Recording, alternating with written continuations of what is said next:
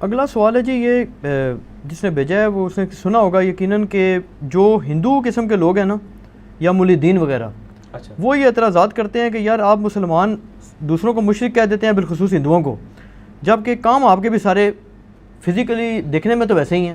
مثلا وہ کہتے ہیں جی کہ آپ بھی پتھر کی پوجا کرتے ہو، ہم جب بت پتھر کا بنا کے کہتے ہیں ہم مشرک کہہ دیتے ہو۔ دوسرا کہتے ہیں کہ جی آپ بھی جاتے ہیں وہاں جا کے اپنے بال وغیرہ منڈوا لیتے ہیں، ٹنڈ کرا لیتے ہیں، اور جب ہم اس میں گنگا پہ جاتے ہیں اور وہاں جا کے بال کٹوا لیتے ہیں، آپ بھی پانی سے نہا لیتے ہیں، ہم بھی نہا لیتے ہیں، تو ہمیں مشرک ہو جاتے ہیں، آپ جناب موحد بن جاتے ہیں۔ اس میں کیا فرق ہے؟ جی سوال تو ان کا لاجیکل ہے۔ فرحان بھائی یہ ساتھ ہیڈ فون بھی تھوڑی دیر بعد لگاتے رہیں جب آپ ادھر ادھر کرتے ہیں کہ یہ آواز مس نہ ہو جائے، ٹھیک ہو گیا؟ یہ لاجیکلی تو سوال ان کا بالکل صحیح ہے۔ اب ہم اس کو ایڈریس کرتے ہیں لاجیکلی۔ پہلی بات یہ ہے کہ ان کا یہ کہنا کہ ہم بتوں کے آگے جھکتے ہیں اور آپ خانہ کعبہ کے آگے جھکتے ہیں، دنیا میں کسی ایک مسلمان کا بھی عقیدہ ہے کہ خانہ کعبہ ہمارا معبود ہے؟ نہیں، کعبے کی تو کوئی حیثیت ہی نہیں ہے۔ صحیح بخاری کے اندر حدیث موجود ہے، سیدنا ابو بکر صدیق رضی اللہ تعالیٰ عنہ علیہ السلام نے نبی علیہ السلام کی وفات والا چیپٹر کتاب المغازی میں نکالے، نبی علیہ السلام کی میت مبارک کے اوپر جو خطبہ دیا ہے اس میں کیا الفاظ ہیں؟ من کان یعبد محمدا فإن محمد قد مات، جو کوئی محمد صلی اللہ علیہ وآلہ وسلم کی عبادت کرتا تھا وہ جان لے کہ محمد صلی اللہ علیہ وآلہ وسلم فوت ہو چکے ہیں۔ من کان یعبد اللہ فإن اللہ حی لا یموت، اور جو کوئی اللہ کی عبادت کرتا ہے وہ جان لے کہ اللہ تعالیٰ زندہ ہے، اسے کبھی موت نہیں آئے گی۔ شاہ جی کیا نبی علیہ السلام کی کوئی عبادت کرتا تھا اس زمانے میں؟ نہیں کرتا۔ تو سیدنا ابو بکر نے یہ فرضی خطبہ کیوں دیا ہے؟ توحید کو اسٹیبلش کرنے کے لیے، کیونکہ اس سے پہلے ایک بہت بڑا واقعہ ہو چکا ہوا تھا جو آج تک ہم بھگت رہے ہیں، کہ آج دنیا میں 2.25 ارب انسانوں نے حضرت عیسیٰ علیہ السلام کے نام کے اوپر شرک کھڑا کیا ہوا ہے۔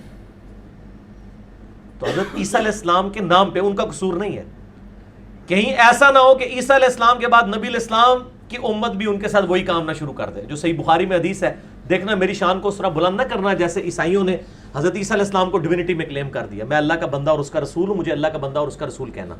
نبی علیہ السلام اپنی امت کو سمجھا رہے تھے اور سیدنا ابو بکر نے تو حق ادا کر دیا، یعنی ایک فرضی بات کر دی کہ اگر کوئی کرتا تھا جان لے، اب چھوڑ دے کہ نبی علیہ السلام فوت ہو چکے ہیں۔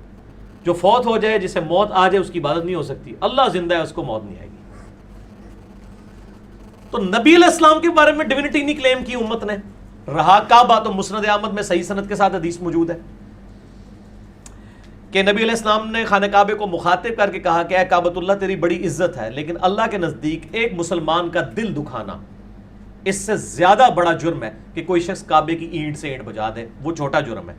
یعنی نبی علیہ السلام کہہ رہے ہیں کہ کعبے کو توڑ دینا، تباہ و برباد کر دینا، یہ چھوٹا جرم ہے، مسلمان کا دل دکھانا بڑا جرم ہے۔ کیا کوئی ہندو یہ سٹیٹمنٹ دے گا کہ ہمارے بتوں کو توڑنا یہ چھوٹا جرم ہے اور ہندو کا دل دکھانا بڑا ہے؟ وہ تو اس کو معبود کے بت مان رہے ہیں۔ تو اگر مسلمانوں کو یہ تعلیم دی جاتی، پھر ہر سال 2 دفعہ غلاف کعبہ چینج ہوتا ہے، میرا ایک دفعہ محرم میں ہوتا ہے اور ایک دفعہ رمضان شریف میں، اور وہ خانہ کعبے کے اوپر چڑھے ہوئے ہوتے ہیں غلاف کعبہ چینج کرنے والے لوگ، ٹھیک ہے جی؟ تو کیا ہندو اپنے بتوں کے اوپر چڑھیں گے، ان کو اپنے پاؤں کے نیچے رون دیں گے؟ مسلمان تو روند رہے ہوتے ہیں، یہی پوری دنیا کو میسج دے رہے ہوتے ہیں کہ یہ ہمارا معبود نہیں ہے، یہ بھی پتھر ہے۔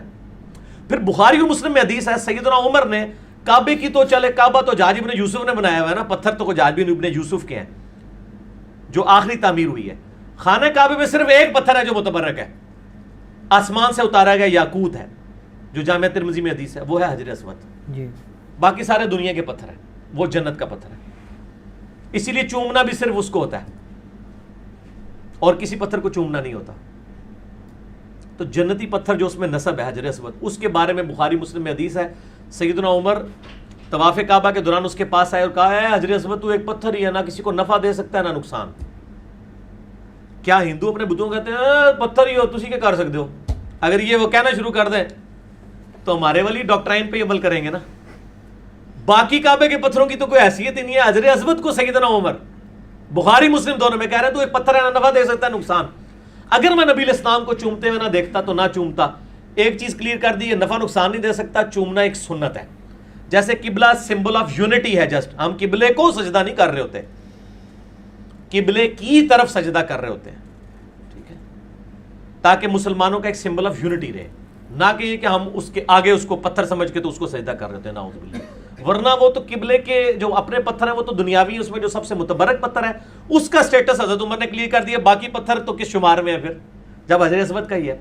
اس میں ایک آگے کمزور روایت ہے المستدرک للحاکم میں کہ سیدنا علی ساتھ تھے تو انہوں نے کہا کہ اے عمر یہ نفع بھی دیتا ہے اور نقصان بھی دیتا ہے، اہل ایمان کی گواہی دے گی، یہ جعلی روایت ہے کیونکہ اس میں ابو ہارون متروک راوی ہے، کذاب راوی ہے، وہ چھوٹا ہوا، یعنی محدثین نے اس کی حدیثیں چھوڑ دی تھی، اور یہ والا پورشن جو ہے صحیح نہیں ہے، پہلا پورشن ہی بخاری مسلم میں ہے وہی صحیح ہے، ٹھیک ہو گیا جی۔ تو سیدنا عمر نے تو اپنا موقف بتا دیا۔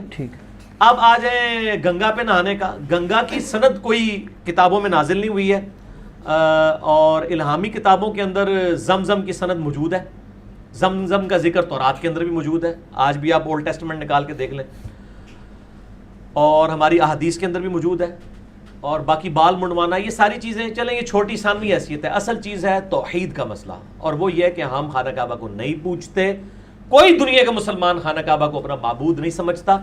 یہ بیسیکلی پروپیگنڈا 9ویں اور 10ویں صدی عیسوی کے اندر کرسچینٹی نے اسلام کے خلاف کیا تھا کہ یہ ایک بلیک سٹون ہے ریگستان میں جس کے یہ پجاری ہیں۔ آپ کو پتہ ہے یہ جب تک مسلمانوں کی دعوت گوروں تک صحیح طریقے سے نہیں پہنچی نا کتابوں کی شکل میں، تو انہوں نے اپنی پبلک کی مت اسی طریقے سے ماری ہوئی تھی۔ جیسے ہم قرآن و سنت سے بات کرتے ہیں نا تو کہتے ہیں یہ تو جناب وہابی نے، ہم کہتے ہیں ہم نہ وہابی نہ بابی، یہ کلپ میرا دیکھو، نہ میں وہابی نہ میں بابی، ٹھیک ہے، جہاں وہابی نے انہوں نے پوچھو تو تسی آپ بابی ہو، تسی آپس ہی اپنے معاملات طے کرو، اسی تے کتاب و سنت کے ماننے والے ہیں۔ تو ایک پروپیگنڈے کے لیے زہریلے الفاظ بولے۔ کرسچنز نے جب دیکھا صلیبی جنگیں تو وہ ہار رہے ہیں، انہوں نے مسلمانوں کے خلاف زہر گھولا کہ یہ تو بت پرست ہے، پیگن ہے، یہ اللہ کو نہیں مانتے، ٹھیک ہے، جو انسانوں کا اماموں نہیں مانتے، حالانکہ اماموں کو ہم ہی تو مانتے ہیں۔ آپ کے پاس تو یہ کتابیں پڑھی ہوئی ہیں، ہم تو پڑھی ہوئی بھی ہیں اور دکھاتے بھی ہیں۔ تو یہ پروپیگنڈا کیا، بلیک سٹون کو پوچھتے ہیں۔ پھر مسلمانوں نے کلیریفیکیشن دی۔ آپ دیکھیں اجماع اور اجماع کی خوبصورتی دیکھیں اور اسلام کی حقانیت کہ کسی تھکڑ سے تھکڑ مسلمان کو، میرے جیسے کو کھڑا کر کے پوچھیں تو وہ بھی کہے گا یار کعبے کو تو نہیں ہم پوچھتے، کعبہ تو یار پتھر ہے، اور کعبے کی ڈائریکشن بھی صرف فرض نماز میں، نفلی عبادت میں نبی علیہ السلام نے کعبے کی ڈائریکشن کا بھی اہتمام نہیں کیا، جس طرف سواری موڑ رہی تھی اس طرف کیا۔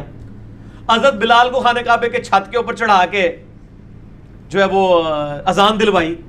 مسند احمد میں آتا ہے مولا علی علیہ السلام کو اپنے کندھوں پہ سوار کر کے کعبے کے اوپر چڑھایا اور بتوں کو توڑوایا، ورنہ تو مطلب ایک منجنیق رکھی جاتی، اس سے بندہ لٹکایا جاتا، کتنے پیر نہیں لگ جان کعبے ہوتے، بے ربطی ہو جائے گی۔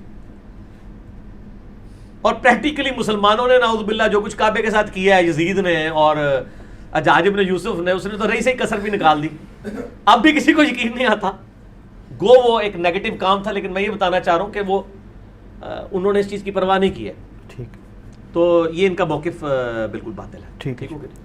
اچھا، جن قبروں وغیرہ پر شرک موجودہ دور میں ہو رہا ہے اور ان کے متعلق تواتر سے یہ بات یعنی کہ جو ہمارے اس بالخصوص سب کانٹیننٹ میں کہی جاتی ہے کہ جی یہ بڑے جو ہیں مشہور اولیاء تھے اور بڑے یعنی اچھے لوگ تھے اور انہوں نے مسلمان کیا لوگوں کو ساروں کو، تو یہ آپ کیا سمجھتے ہیں کہ مطلب ہے آج کے لوگ جو کر رہے ہیں کیا اس کی ذمہ داری ان پر عائد ہوگی جو کہ 4 5 5 8 800 1000 سال پہلے دنیا سے جا چکے ہیں؟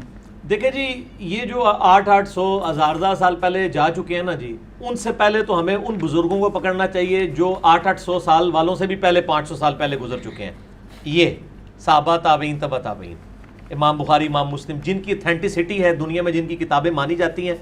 آپ کے لوکل بزرگوں کو دنیا میں کہیں نہیں جانا جاتا، یعنی امام بخاری کا ہم نام لینا دنیا کے کسی کونے میں مسلمان کو پتہ ہوگا، لیکن آپ اپنے کسی محلے کے، کسی گلی کے، کسی شہر کے بزرگ کا نام لینا دوسرے ملک میں تو نہیں جانتے ہوں گے۔